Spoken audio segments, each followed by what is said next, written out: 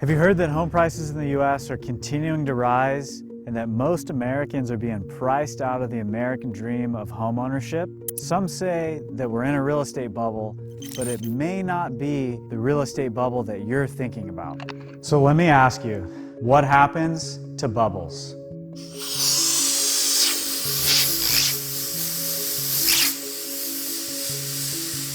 You've probably seen lots of headlines like these. The housing bubble looks like 2008. Will the housing market crash in 2024? Is the housing market going to crash? What experts are saying. JP Morgan, will housing crash?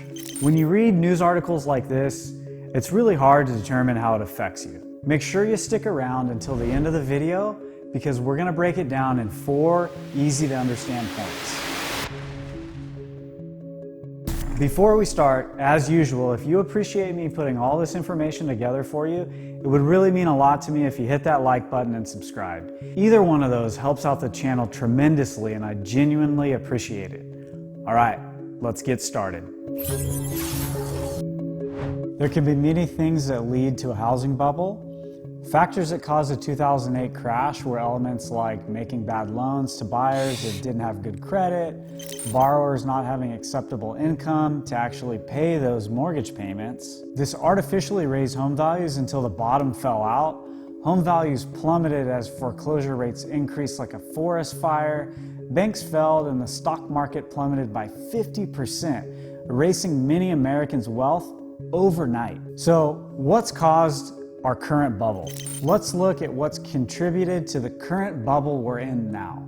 Fed rate cuts. On March 15, 2020, the U.S. Federal Reserve made a big decision. They lowered their main interest rate to almost zero.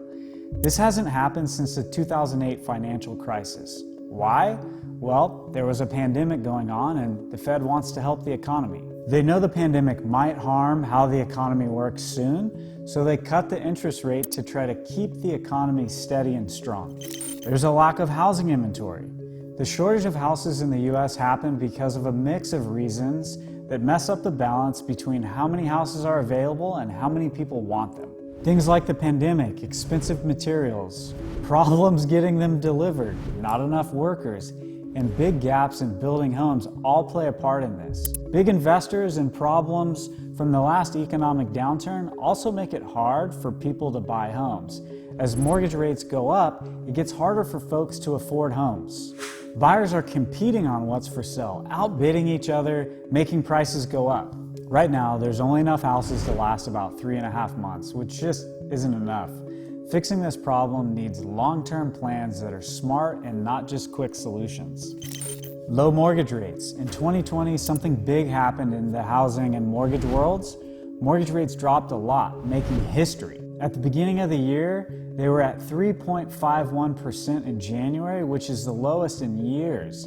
March was a game changer with rates falling to a 50-year low of 3.29%. And guess what? Rates kept going down through the year, hitting an all-time low of 2.66% in December.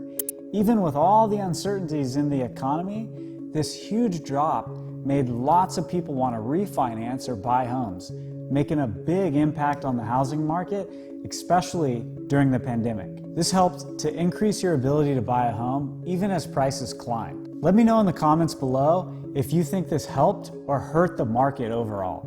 So what's caused this current bubble to remain stable? Well, a few things. Homeowners aren't selling, but they want to.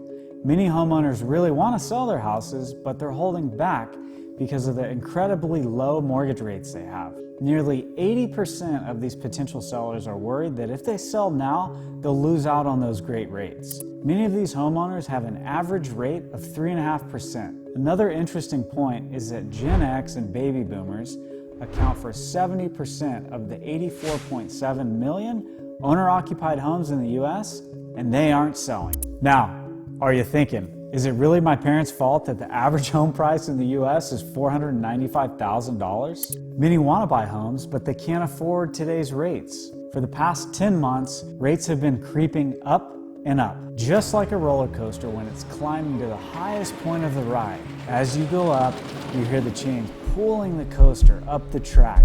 Your heart is beating out of your chest as it climbs higher and higher.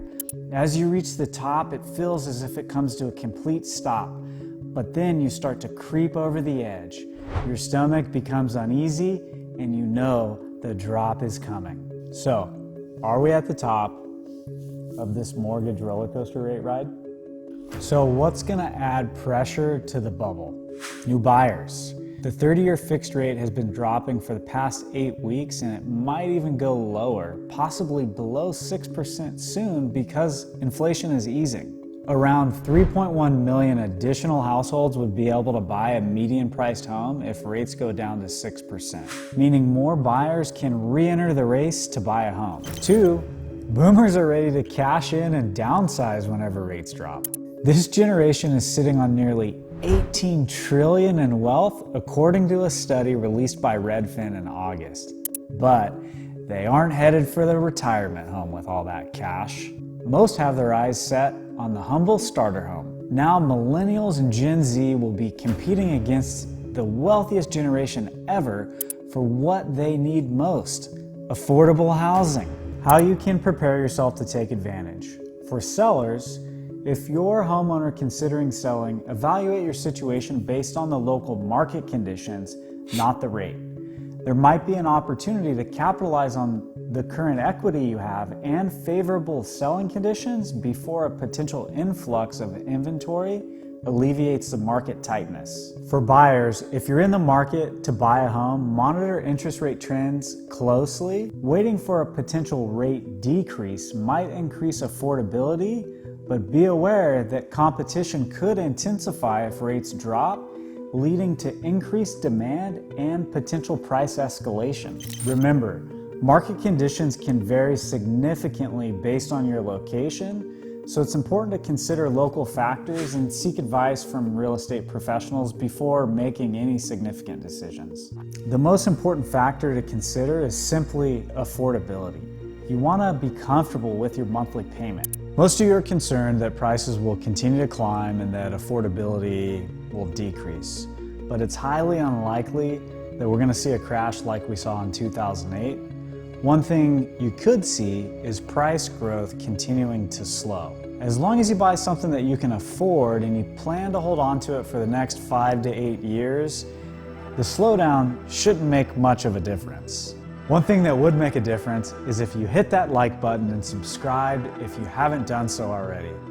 With all that in the books, I want to thank you so much for watching today, and until the next one.